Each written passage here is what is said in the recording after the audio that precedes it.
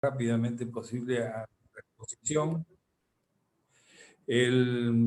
Presentamos a Patricia Bullrich, que tiene una larga trayectoria política, ha sido diputada, ha sido ministra de 2 carteras y secretaria de otra, actualmente es presidenta del PRO y es autora de muchas iniciativas de gran importancia. Por lo tanto, a lo largo de su experiencia política ha juntado no solo una enorme cantidad de seguidores y amigos, y también una cantidad, por cierto, de enemigos. Así que esto es una virtud en política, no es para no considerarlo como positivo. Así que dejamos a ella que haga su exposición, y ustedes saben que las preguntas que ustedes quieran ir haciendo lo harán a través del chat escrito, y Florencia resumirá después la misma para la parte de diálogo que corresponde a posterioridad de la exposición. Dejo a Patricia en uso de la palabra. Muchas gracias. Bueno, muchísimas gracias. Gracias al Club del Progreso por esta posibilidad, esta invitación. Bueno, comenzar planteándoles que estamos en una etapa de reconstrucción de nuestra fuerza política, de Juntos por el Cambio, que tiene que ver con algunos elementos que son necesarios modificar de lo que fue nuestra gestión. Creo que es importante que nosotros podamos analizar seriamente esos problemas que tuvimos en nuestra gestión, fundamentalmente como en un espejo retrovisor, mirar para atrás para poder mirar para adelante, ¿no? En este sentido, decirles que nosotros verificamos como 2 grandes hechos los que nos llevaron a no tener un segundo mandato, o 2 grandes políticas las que nos llevaron a no tener un segundo mandato. Y yo diría que esto fue, por un lado, la política económica, desordenada, sin coordinación, sin equipo, con muchos ministerios en confrontación entre sí, sin coordinación y sin una jefatura económica que plantease una estrategia clara. Y tuvimos estrategias contradictorias que se anulaban entre sí, y que llevaban en consecuencia a una no política, a una situación que fue generando una fuerte desconfianza. Si uno plantea las políticas de baja de inflación y a la vez la suba de las tarifas, ambas eran necesarias, pero tenían que estar coordinadas. La reparación histórica, que nos costó 1,5 puntos del PBI sin conocimiento de quién era el ministro de Hacienda.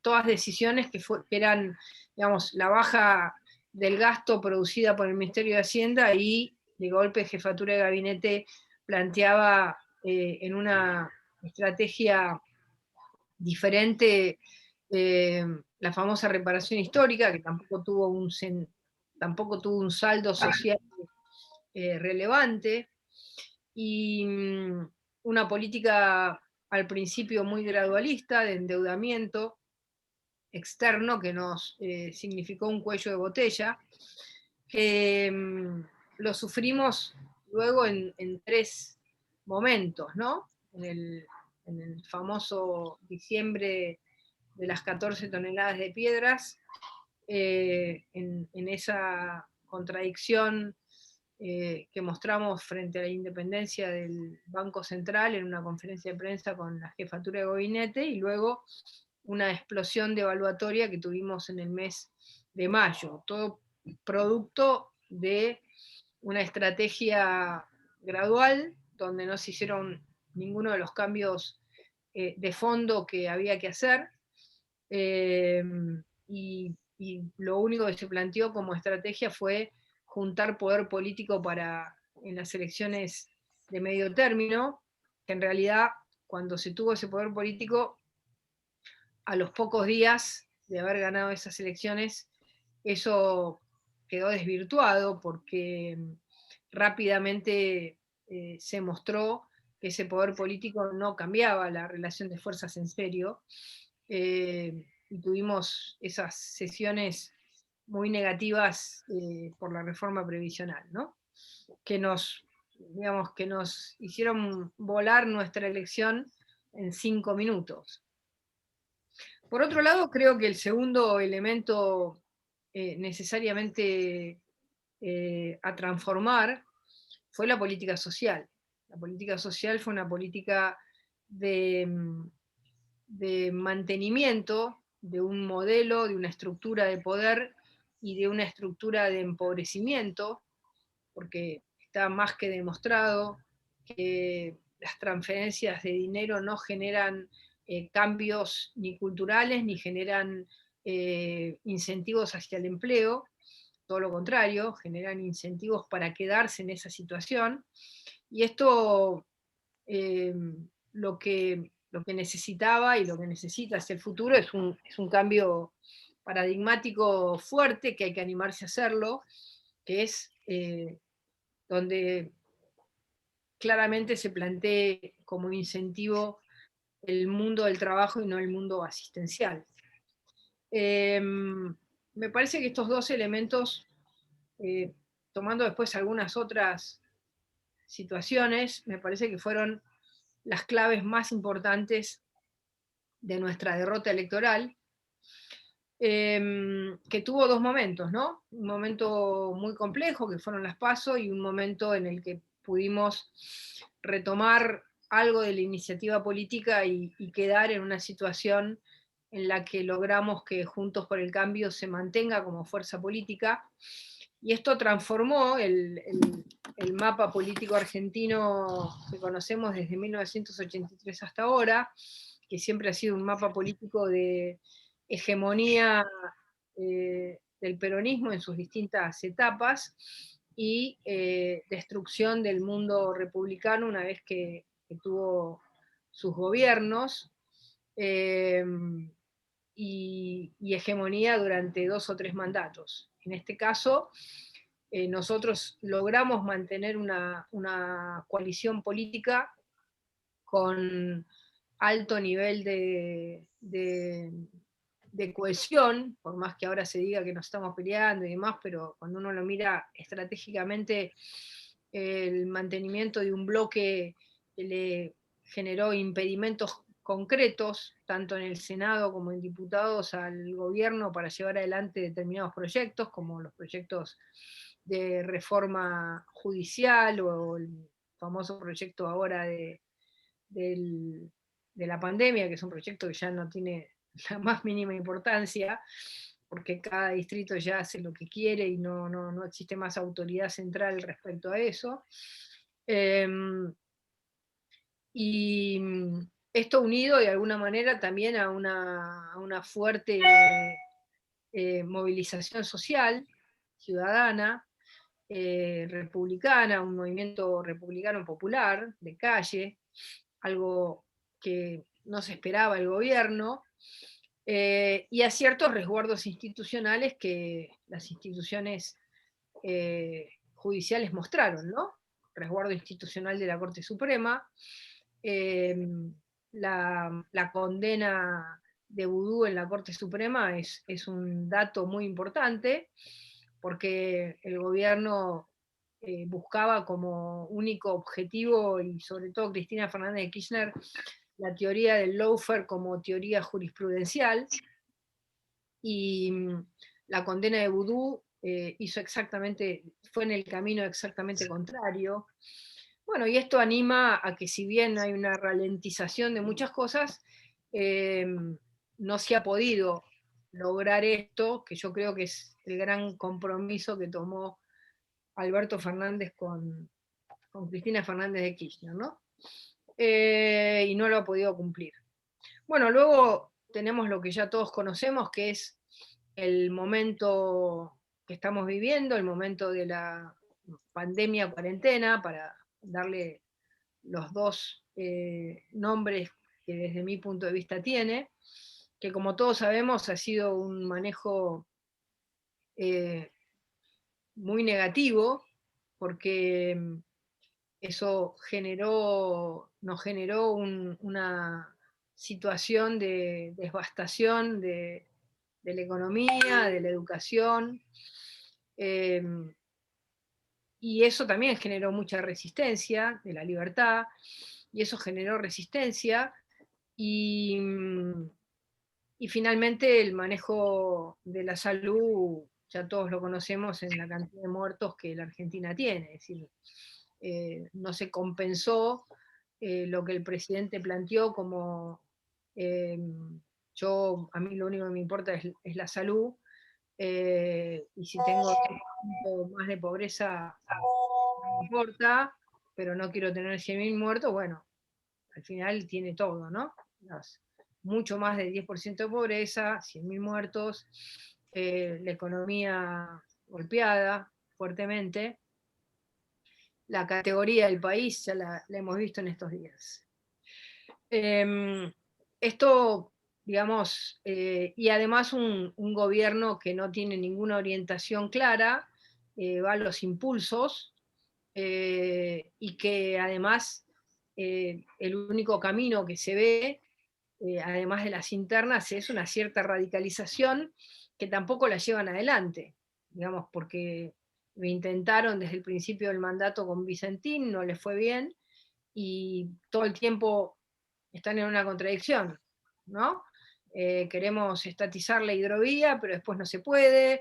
Entonces, esta gestión en conflicto interno y en conflicto entre los mismos integrantes del gobierno genera una parálisis y una situación que cada vez es peor, porque frente a esto el país va perdiendo más posiciones, el dólar sigue aumentando y así estamos en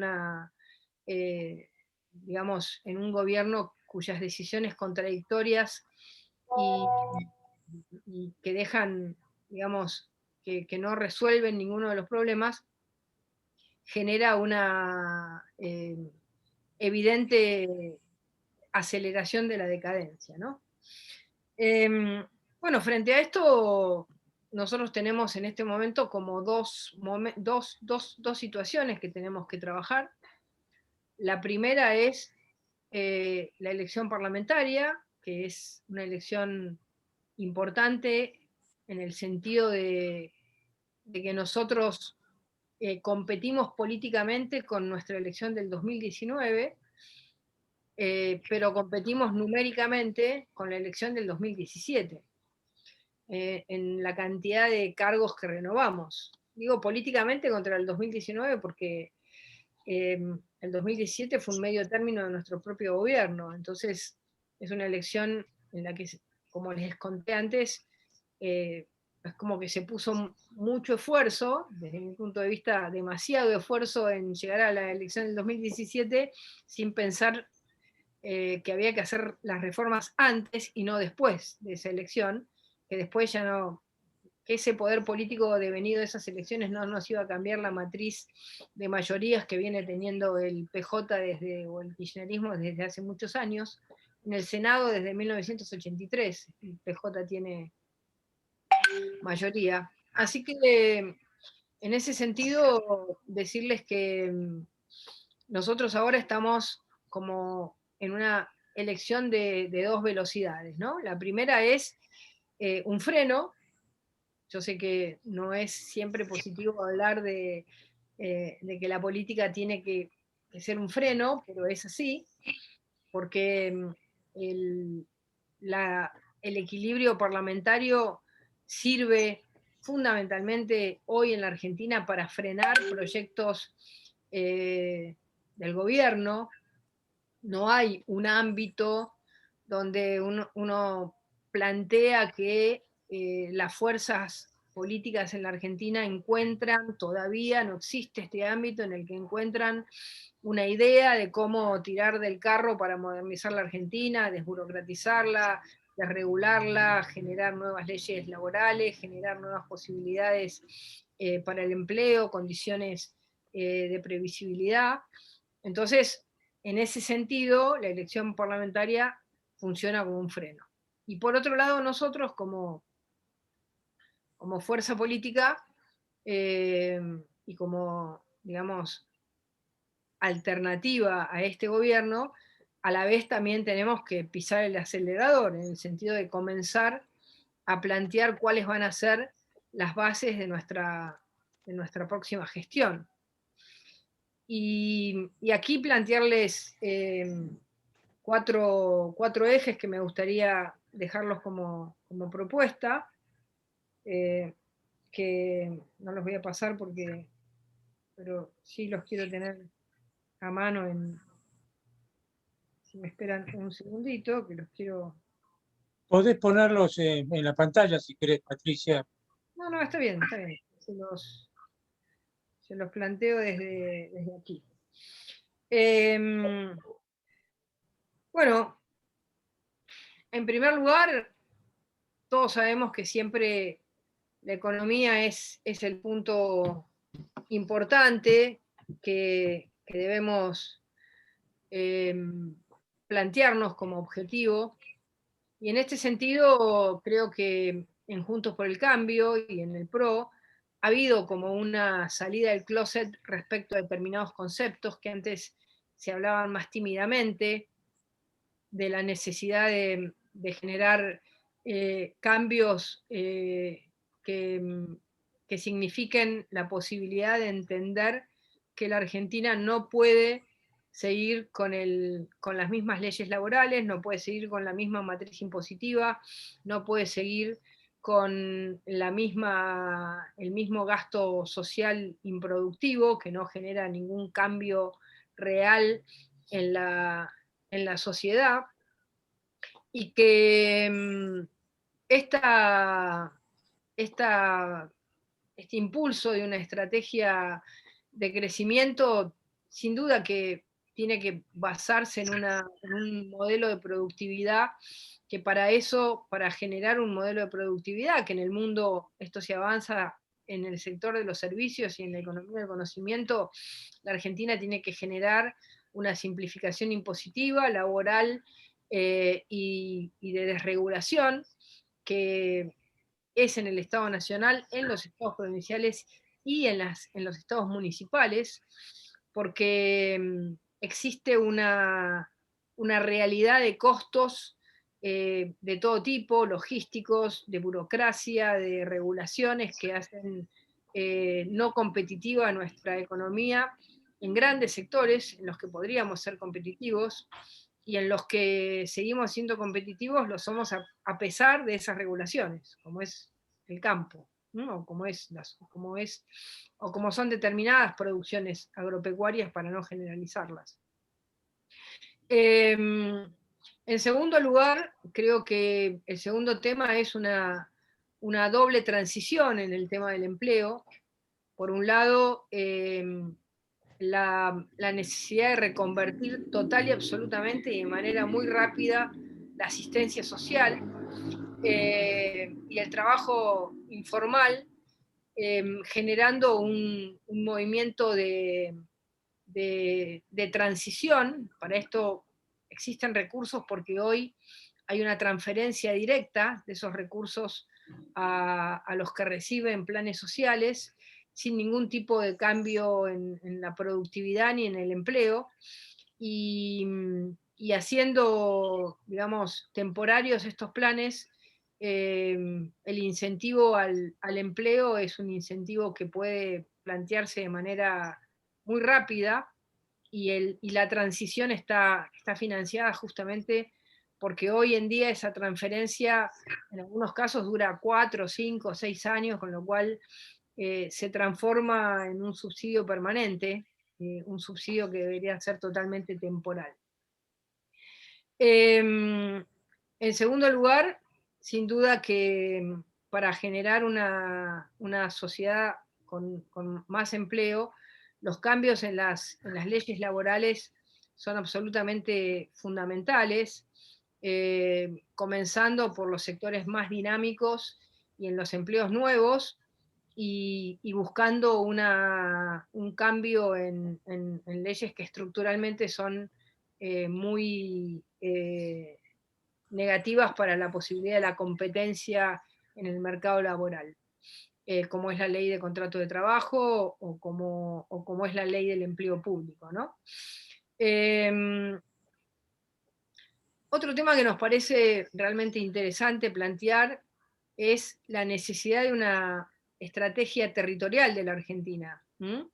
Nosotros hoy seguimos teniendo esta zona muerta del conurbano donde ya no existe, ¿no?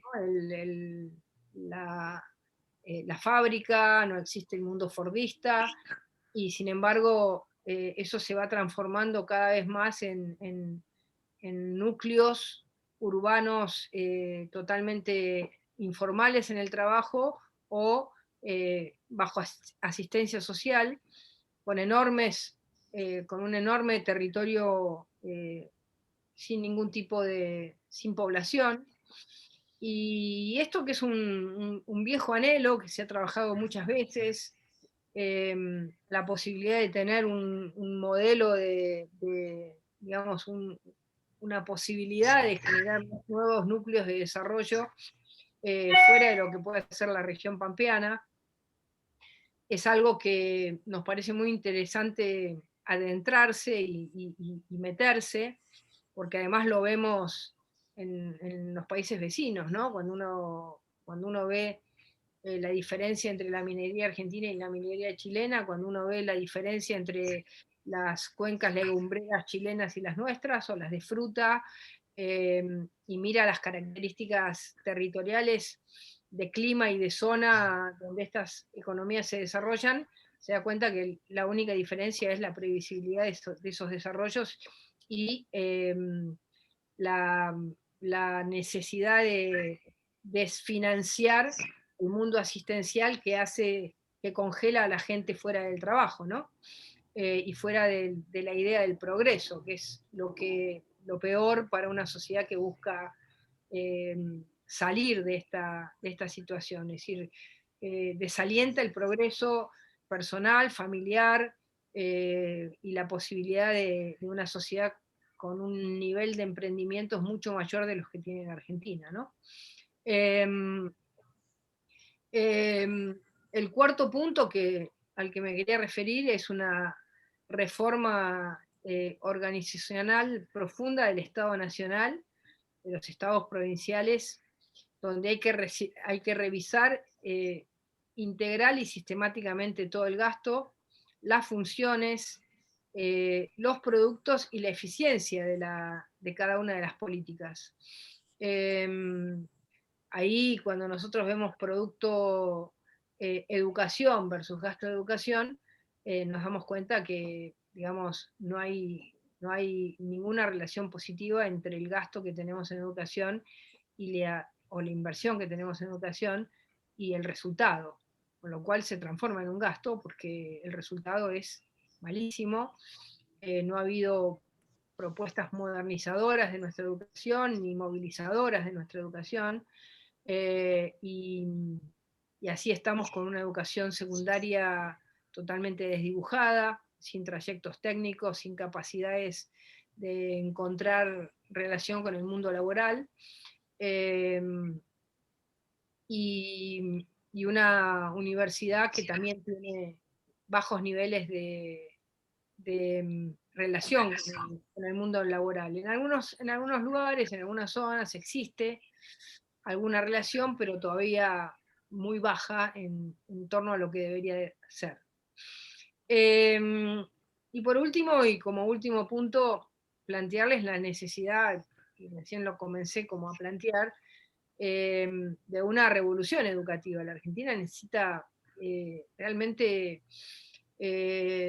generar una jornada extendida, no podemos seguir con escuelas de 4 horas, y una jornada de doble turno que hace 20 años se prometió y que no se avanzó prácticamente en ningún lado. El lugar más avanzado es la ciudad de Buenos Aires.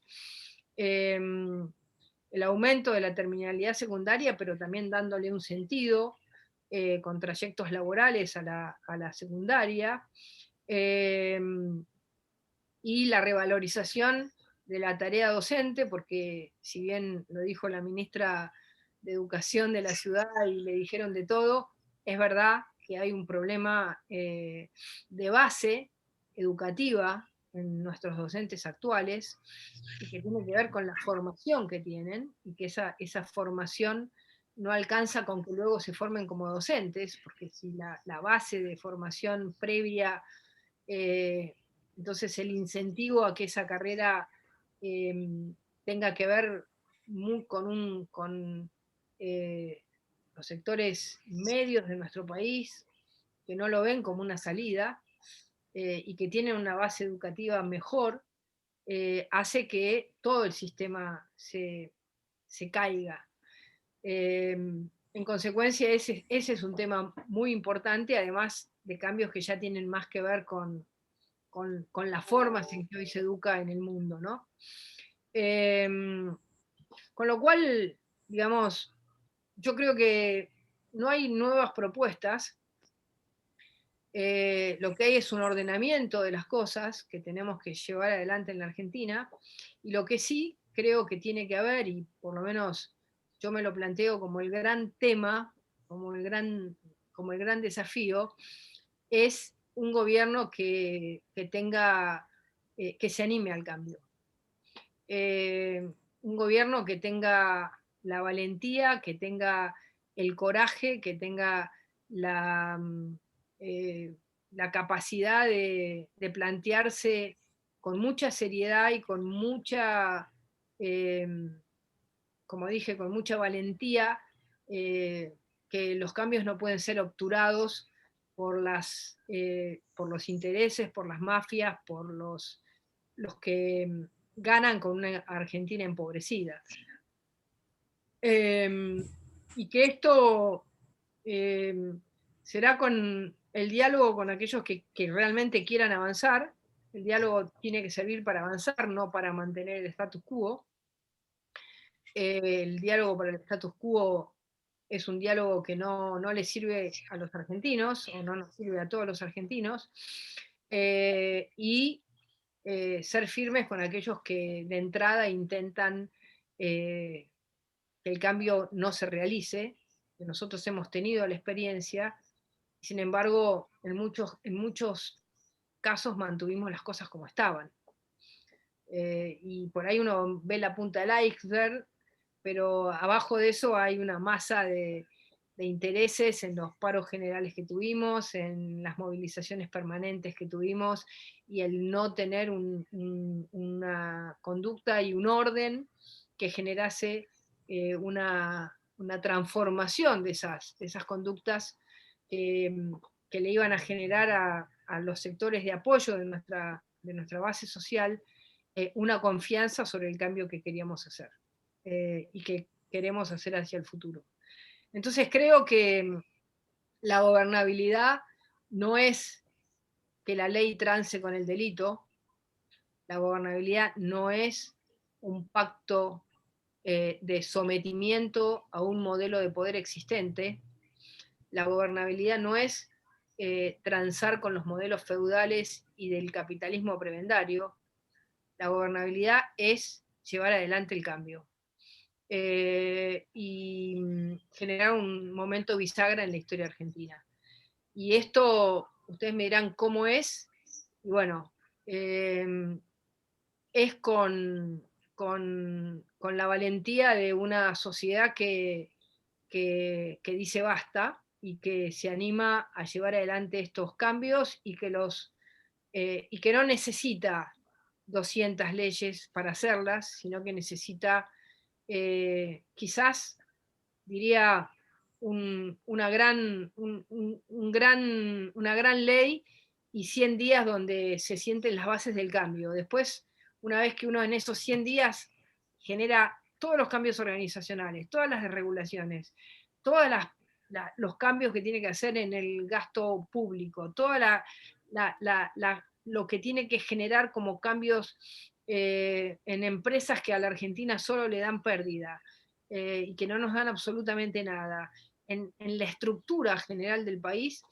Después, bueno, habrá que ir arreglando algunos problemas que eso genera, pero sí uno va a sentar las bases de un cambio que no va a ir para atrás.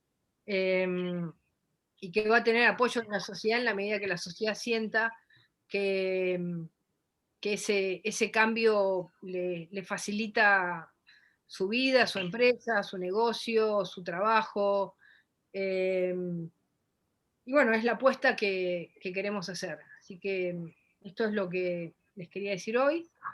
Y bueno, escucharlos por supuesto ustedes. Muchas gracias. Muchas gracias, Patricia, muy claro, y he notado un profundo silencio y atención en el desarrollo de tu exposición. Están todos con los Vamos a abrir el micrófonos tapados, por eso. No, pero veo las caras, veo las caras. Vamos a darle la palabra a Guillermo y después Florencia, mientras tanto, va a organizar las distintas preguntas. Muchas gracias. Bueno, en primer lugar, Patricia, muchas gracias por haber aceptado esta invitación, que fue iniciativa en parte mía y en parte del club, que tiene un gran afecto. Ya sabés que has estado varias veces en él en diversas circunstancias mucho más agradables que las que estamos viviendo ahora. Me quedé muy contento con tu exposición, sobre todo porque te referiste a temas concretos, que es lo que falta en la política argentina. En la política argentina me parece que nos pasamos discutiendo sobre generalidades y cuando hablamos de cuestiones específicas nos distraemos o no nos gustan o nos aburren. Y me parece, y esta es la pregunta que te querría hacer, que lo que debieran hacer los dirigentes políticos, que son tan poco considerados últimamente por la sociedad, es difundir las ideas de un modo sistemático, como se hacía antes en los partidos políticos tradicionales, como el Partido Radical o el Partido Demócrata o el Partido Autonomista, de modo sistemático y de modo explicativo para que la ciudadanía se fuera acostumbrando a lo que tienen que hacer cuando sean gobierno, que no van a ser las próximas elecciones, pero ojalá sean en el 23, lo cual les da 2 años para explicarle a la ciudadanía qué es lo que piensan hacer en cada una de las áreas. ¿Te parece esta una idea muy disparatada? ¿Coincidís con ella? En fin, me gustarían tus reflexiones, Patricia. No, por supuesto que coincido. Por eso traté de plantearles 5 ejes que me parece que son importantes para ese debate, ¿no? Para un debate, digamos, más estructural, más programático, más de futuro, para no vivir permanentemente en el pasado, ¿no? También sentí la obligación, de alguna manera, de plantear algunos elementos de autocríticos de nuestro gobierno, como para poder también generar algo que desde mi punto de vista es importante, que es la credibilidad necesaria para apuntalar el futuro, ¿no? Es decir, uno apuntar el futuro planteando lo que va a hacer, pero también diciéndole a todos ustedes y con todos los que podemos hablar, también diciéndoles que entendemos cuáles han sido las bases de nuestros problemas que llevaron a que vuelva este modelo de poder, ¿no? Entonces también me parece importante, y por eso comencé con esa introducción, pero totalmente de acuerdo en tratar de lograr una discusión más de fondo, más programática, y más ahora en la que la comunicación y la política, no solo en la Argentina, sino en el mundo, es como todo de corta duración, ¿no? Y eso hace difícil escuchar con un poco más de densidad las ideas que uno tiene, ¿no? Es decir, el mismo modelo comunicacional que existe hace difícil que uno pueda tener el tiempo para exponer las ideas, ¿no? Es decir, tanto en la televisión como en las redes sociales y demás, es casi inexistente. Entonces, es muy importante poder hacerlo. Y por lo menos, por eso yo dije que en este momento tenemos como dos velocidades, ¿no? La velocidad del freno y la velocidad del acelerador. La del freno es frenar las cosas antirrepublicanas que se le puede ocurrir al gobierno, y el acelerador es poder generar confianza hacia el futuro en un plan de gestión, en que confíen en qué gestión vamos a hacer, ¿no? Bueno, muchas gracias. Yo tengo otra pregunta, pero voy a dejar para que no me acusen de dictador. Sí, por favor, siguiendo el orden de entrada, resumamos las preguntas principales, así todo el mundo se siente escuchado. Adelante. Sí. Bueno, estoy resumiendo porque, primero, ante todo, muchas felicitaciones, que igual siempre yo las digo porque está bueno que feliciten y estén de acuerdo con lo que están diciendo los invitados. Una de las preguntas que hacen es cómo sigue ahora Juntos por el Cambio, porque alguna parte del periodismo habla de un macrismo duro. Este señor, que Julio Borda no lo comparte, pero bueno, hablan de ese macrismo duro, entonces pregunta cómo sigue, y ¿qué más?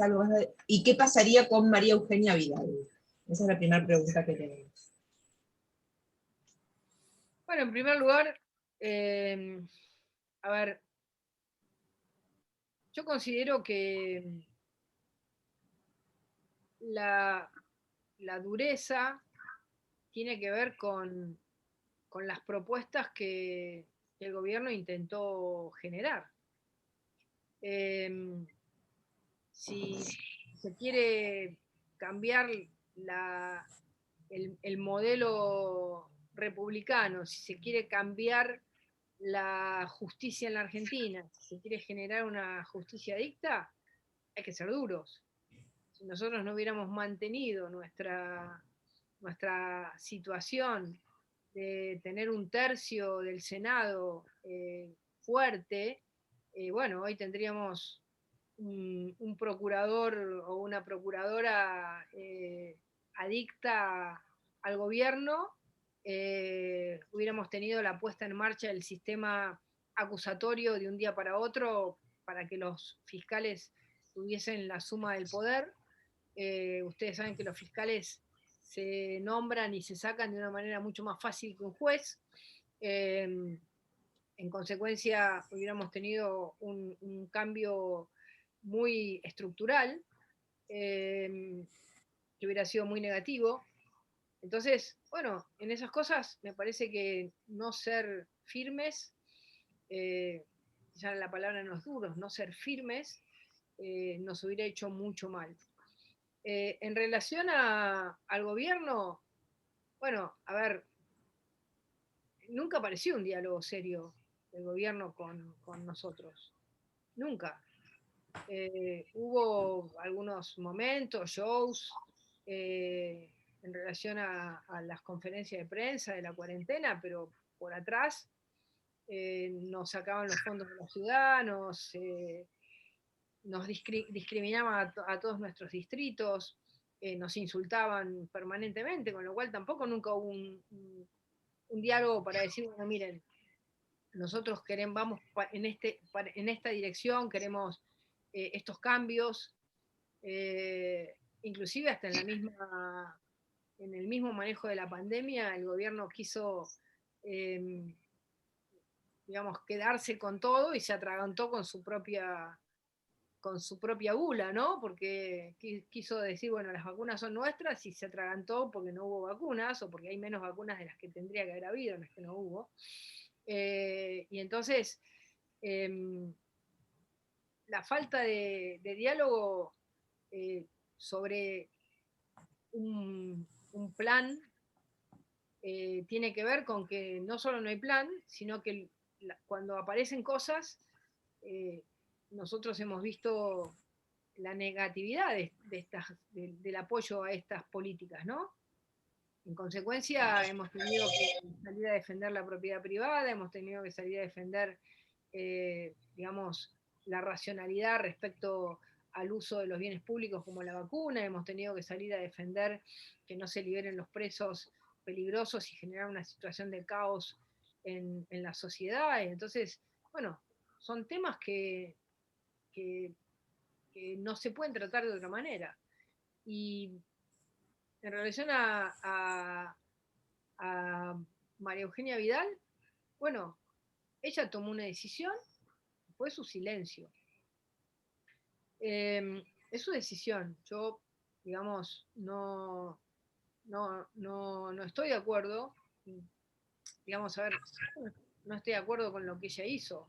Digamos, yo hice algo distinto y por eso, digamos, creo sinceramente que hay una representación que uno tiene que tener cuando es oposición y cuando está en el llano, de una sociedad que estaba, digamos, buscando esa representación y que bueno, digamos, yo estoy de acuerdo con que uno puede callarse un tiempo cuando ha dejado de ser gobierno, pero también depende de qué gobierno tiene enfrente.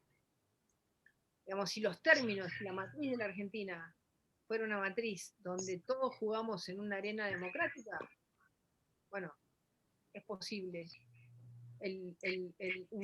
un silencio. Ahora, cuando no jugamos todos en una misma arena democrática, es más complicado.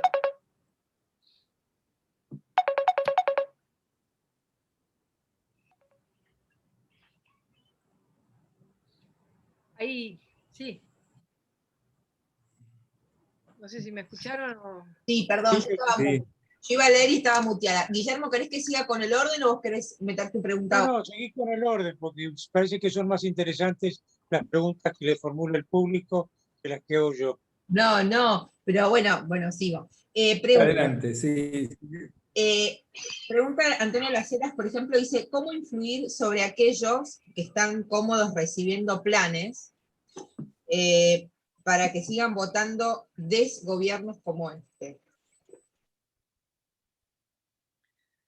Bueno, yo creo que es muy posible que la base social del cambio, digamos, no sea votada por muchos sectores que hoy son sectores que viven del asistencialismo. Pero luego hay que hacer una reforma rápida y pronta para que eso pueda generar un cambio. Y yo creo que si entra la noción de la posibilidad de las familias y las personas de progresar, ese cambio se comienza a generar. Lo que pasa es que si el incentivo es a quedarte en el plan, te vas a quedar en el plan. Si el incentivo es que no te podés quedar en el plan y tenés que salir al mundo laboral, entonces no vas a tener otra posibilidad. Así funcionan los sistemas que, digamos, tienen una relación entre empleo y seguro de desempleo que no permite que la persona se quede en el desempleo. Es decir, no es un elemento permanente. Quizás en una primera, si uno mira de alguna manera el voto que tuvo Alfonsín en el 83, que tuvo De la Rúa o que tuvo Macri, siempre es un voto que va de arriba hacia abajo. Y el peronismo ha tenido un voto de abajo hacia arriba. Quizás la única excepción fue la segunda elección de Menem, donde tuvo un voto abajo y arriba y no en la clase media. Pero salvo esa excepción, digamos, las clases medias argentinas, que muchas veces están empobrecidas, son culturalmente muchos más que aquellos que efectivamente, materialmente son clase media. Entonces, un proyecto de progreso, un proyecto de transformación, un proyecto de cambio, es un proyecto que gana elecciones. Y ganó elecciones. Después le resultó difícil gobernar, pero ganó elecciones. El gran cambio que hay que hacer es lograr que la elección no signifique después el fracaso del proyecto, que fue de alguna manera el fin del gobierno de Alfonsín, el fin trágico del gobierno de la Rúa y el haber arañado el fin del mandato, que fue importante históricamente, del último gobierno de Juntos por el de Cambiemos, de Mauricio, ¿no? Es decir que la necesidad de generar el cambio y no ceder frente a los intentos de mantener el status quo, que se ve claro en los distintos momentos históricos, se vieron claros esas tensiones para mantener el status quo y finalmente se cede y no se logra el cambio. Entonces, me parece que ahí está el gran tema, ¿no?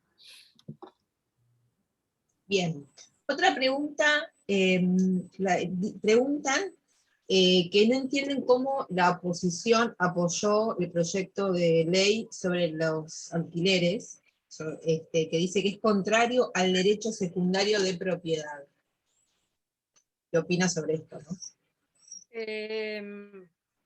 Bueno, nosotros tuvimos una fuerte discusión, tuvimos muchos diputados que no la votaron, y ahora hemos presentado una ley para derogar esa ley.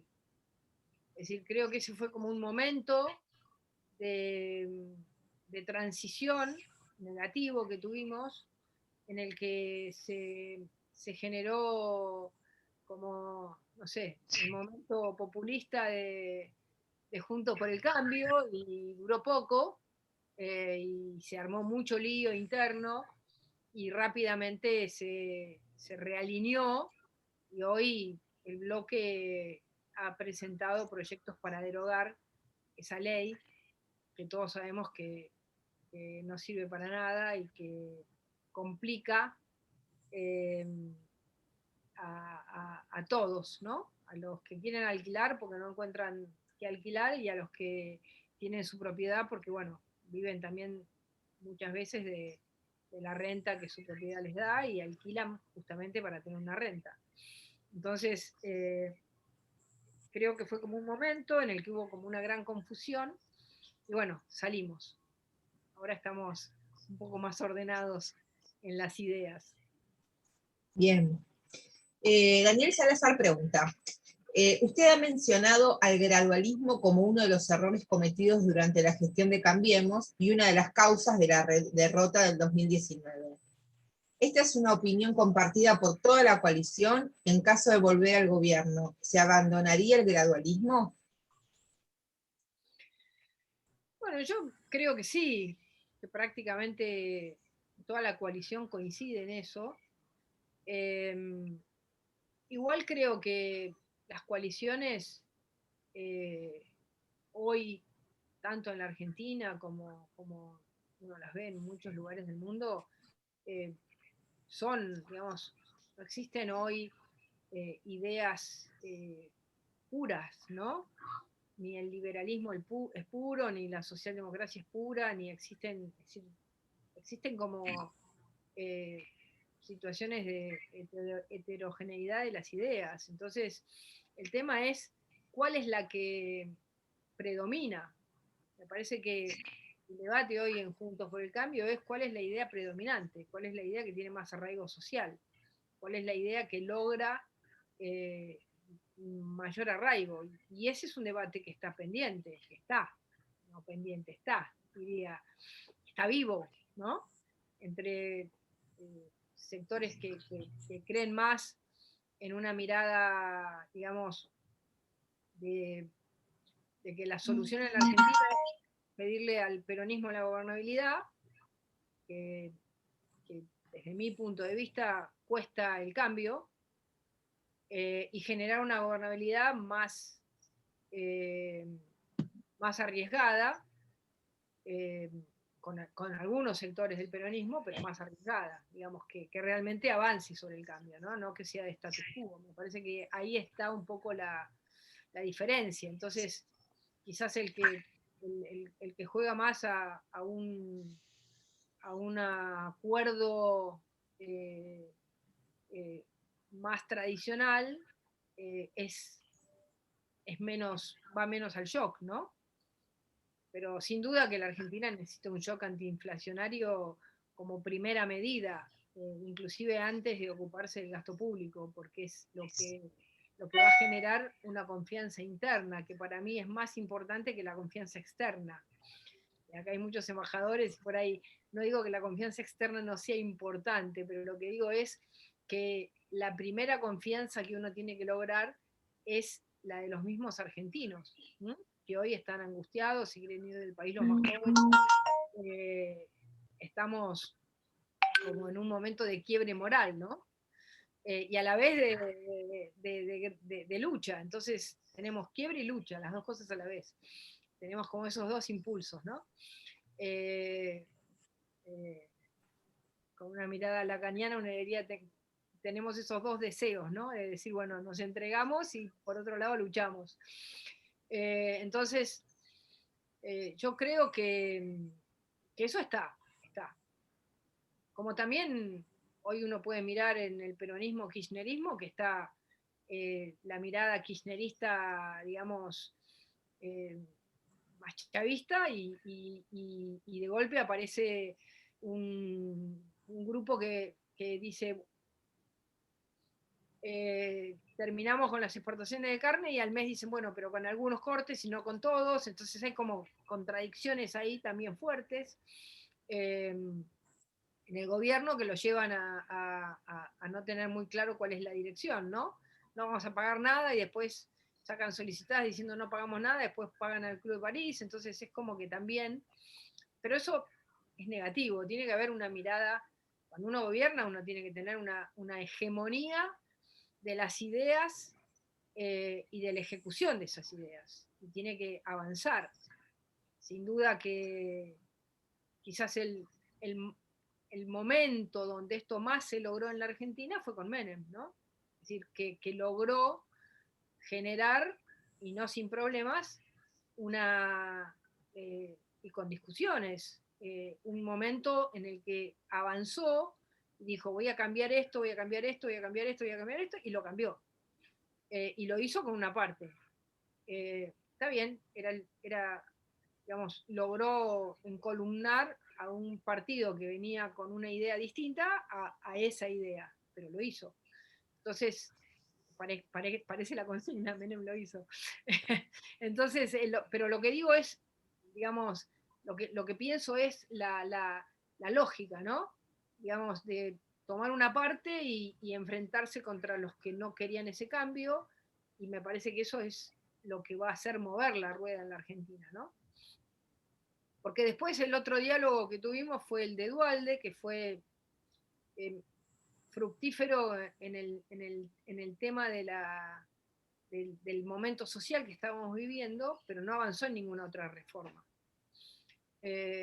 Entonces, bueno, a mí me parece que el gran desafío de la Argentina es un diálogo para avanzar, y sí, hay miradas distintas en Juntos por el Cambio, pero es lógico, porque es una coalición, porque está la Unión Cívica Radical, porque está la coalición cívica, porque está el PRO, porque el PRO recién está definiendo más claramente sus ideas, y dentro del PRO también hay distintas miradas. Entonces, hoy el mundo no tiene más partidos puros, tiene coaliciones. El tema es que la dirección de la coalición tiene que ser muy clara, y el equipo que llega al gobierno tiene que tener muy claro hacia dónde va.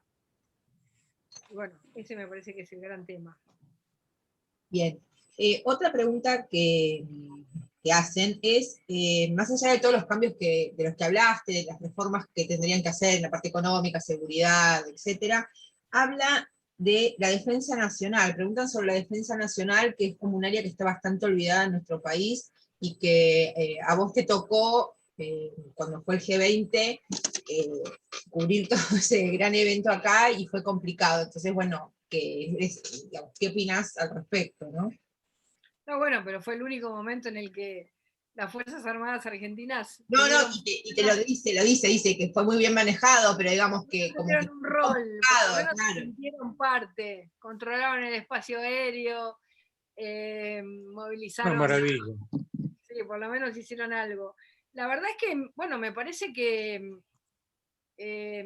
nuestra política de defensa, digamos, fue un poco, diría, tibia, ¿no? No generamos ni un nuevo paradigma en las Fuerzas Armadas, que se habló mucho de ese nuevo paradigma. No cambiamos la ley de defensa para que tuvieran, y seguimos con esta idea absolutamente retrógrada de que las Fuerzas Armadas Argentinas solo pueden actuar fuera del territorio nacional. No terminamos digamos, usamos algo de las Fuerzas Armadas en la frontera, pero en una actitud muy pasiva, porque el no cambio de la ley les generaba mucha inseguridad a los miembros de las Fuerzas Armadas, sobre todo el ejército que fueron.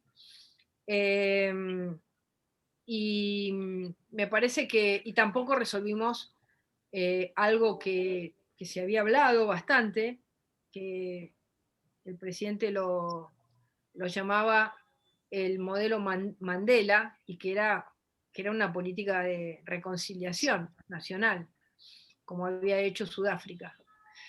En definitiva, eso tiene que ver con darle entrada a las Fuerzas Armadas a la democracia, que se sientan miembros plenos de la democracia y no que siempre tienen que andar explicando su pasado.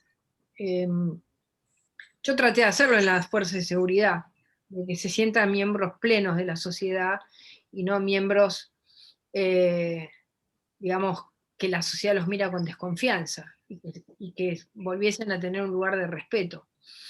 Y bueno, creo que es una materia pendiente que hay que tomarla muy, muy profundamente, tanto en la reconstrucción como en ese punto que algún día en la Argentina lo tenemos que encarar con seriedad, ¿no? Antes de, Guille, ¿querés hablar vos? Porque me está pidiendo Juan Francisco Ramos Mejía hacer un pequeño comentario, no es una pregunta en relación. Dale. Okay. A Trump. A ver, Juan Francisco, te voy a dar, esperen que lo busque porque son tantos. Tenés que habilitarte el audio, Juan Francisco. ¿Lo perdí, Juan Francisco? Ya te habilité yo, Juan. Tendrías que vos apretar abajo y desmutearte. Bueno, Guille, si no, pregunta vos, y mientras tanto Juan Francisco se va desmuteando, ¿te parece? Así bueno, sí, mi pregunta es un poquito más complicada que la que hice inicialmente, Patricia, y está vinculada con lo que se ha denominado la grieta. Yo no estoy muy seguro si la grieta existe del modo en que los periodistas dicen que existe o algunos políticos dicen que existe, pero es indudable que hay un enfrentamiento muy grande entre varios sectores, por lo menos entre dos sectores de la sociedad. Un sector más republicano, por decirlo de algún modo, y un sector más autoritario. Yo recuerdo en la historia del mundo, no solamente de la República Argentina, que en muchas ocasiones situaciones semejantes se fueron resolviendo con la grandeza y la honorabilidad de algunos de los contendientes, que pusieron por encima la unidad y la creación de grandeza, digamos, o de desarrollo o de paz, como vos señalabas hace un momento el caso de Mauricio con Mandela. ¿Cómo ves esta situación de tanto enfrentamiento permanente al cual contribuyen, y lo voy a decir porque ya estoy viejo y entonces no me gusta omitir cosas que son públicas y notorias? Lo dicen muchos dirigentes políticos de ambos sectores, kirchneristas y antikirchneristas, y ni hablar de los periodistas, que se deleitan señalando los inconvenientes que genera esta situación. ¿Tenés alguna explicación, alguna reflexión, alguna idea sobre este punto, Patricia?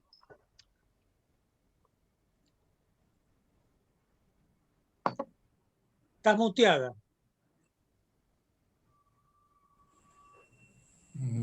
No sabe. Está muteada Patricia, no sé qué pasó. No sé, Hay que desmutearla. ahí la desmuteo. Ahí está. Ahí está. Adelante. Bueno, en primer lugar yo creo que la grieta es un modelo de poder. El kirchnerismo llegó a su Más dimensión. fuerte, por favor. Creo que la grieta es un modelo de poder que el kirchnerismo llevó, digamos, con sistematicidad durante sus primeros 12 años, generando, digamos, un mundo de enemigos. Y en ese mundo de enemigos apuntó una cantidad de sectores, ¿no? Es decir, el campo, la prensa, la poca oposición que había, porque éramos pocos los opositores en ese momento, pero digamos, el tratar de dividir a los partidos políticos. Recuerden que se llevó más de la mitad del radicalismo y muchos partidos más. La boicotización en ese momento tuvo hasta un nombre. Entonces, a mí me parece que la grieta era el modelo hegemónico de poder, generando la idea de la construcción de enemigos. Y de ahí fue derivando la grieta como si fuera una enemistad cívica entre iguales republicanos o democráticos. Y yo creo que no es así.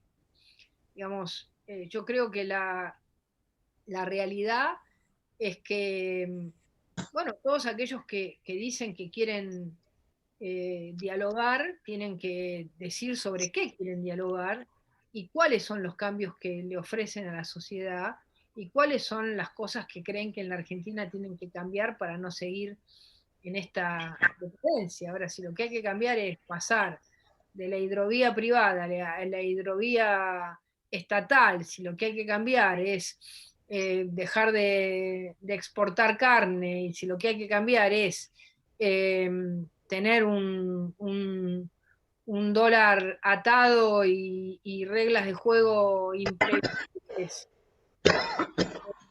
digamos, el que gobierna tiene que poner sobre la mesa sobre qué cosas quiere dialogar. Y yo creo que si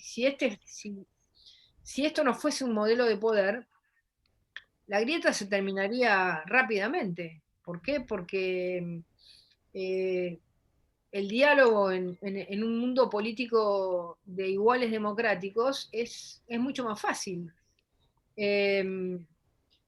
Es verdad que esto ha avanzado no solamente en la Argentina, sino en el mundo.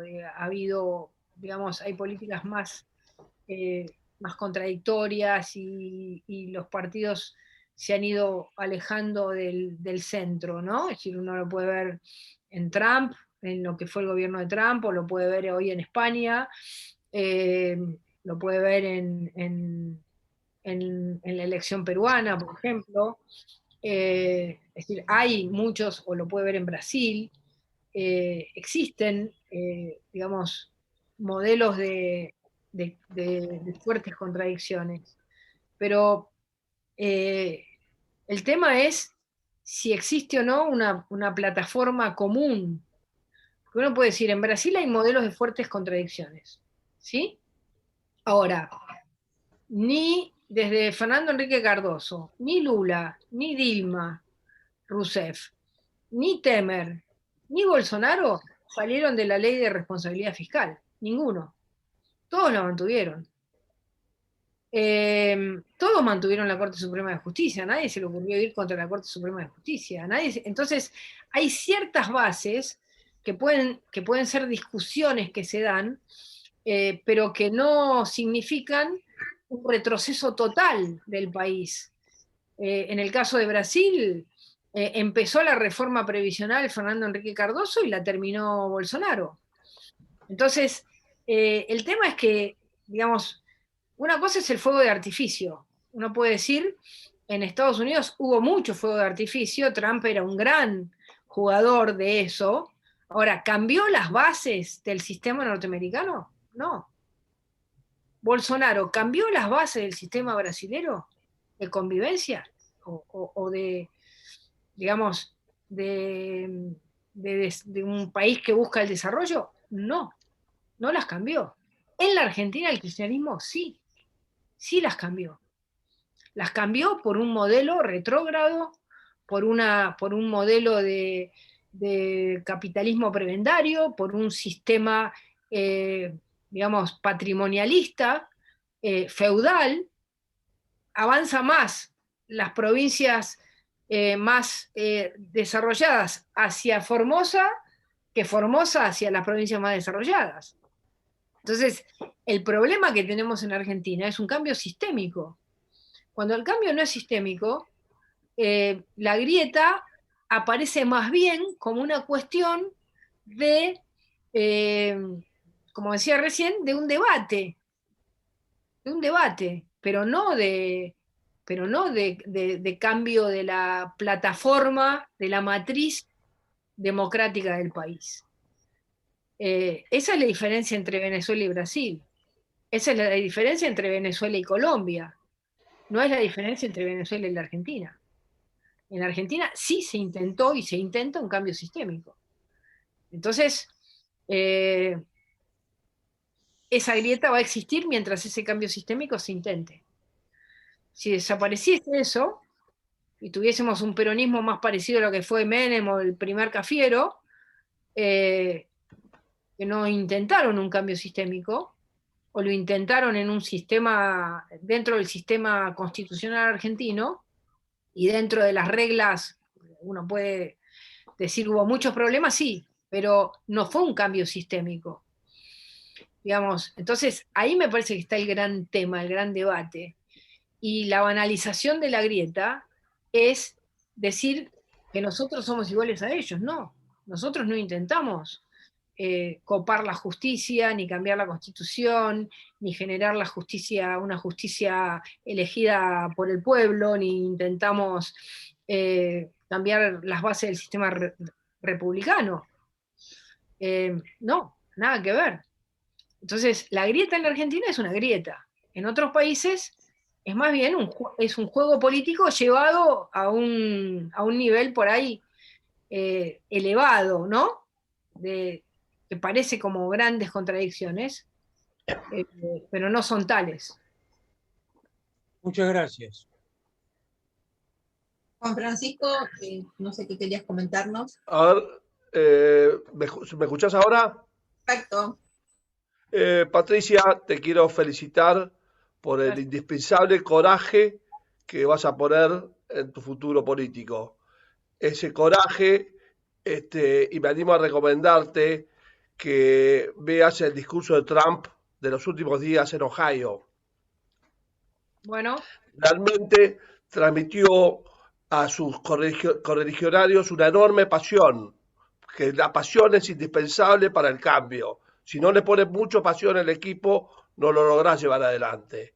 Y por otro lado, en el mensaje, tenés que darle mucha esperanza a la población, que con esa esperanza vas a lograr los resultados y el mayor bienestar.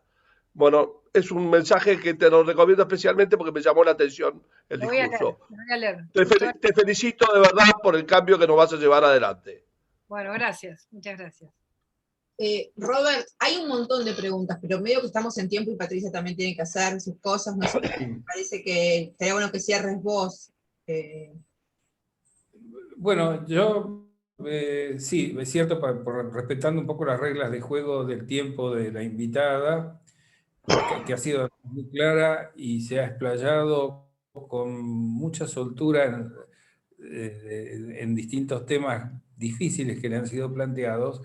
Creo que la dotación de sentido sería el sentido del cambio, es el tema del rumbo hacia la esperanza, es lo que no se alcanzó a definir en el gobierno anterior.